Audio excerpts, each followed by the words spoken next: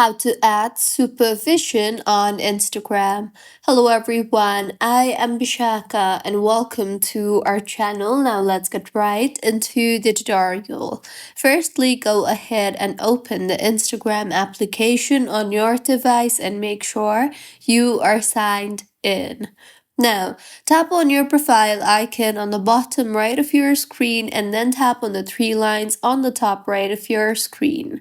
Here, you will be led to the settings and activity page of Instagram. In this particular interface, scroll down to the Family Center option you see there, and you will see the option for supervision for teen accounts.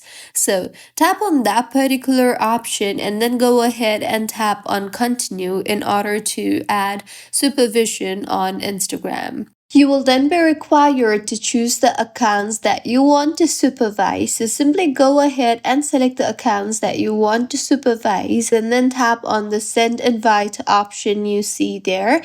And with this, the invitation for supervision to that particular accounts will be sent. Now, once they accept the invitation, your supervision will be created and you can now supervise these accounts. So this was about how you can supervise on Instagram. If you find this tutorial helpful, please like the video and do comment if you have any queries. Also, do subscribe to our channel for more helpful tutorials like this. See you on the next one.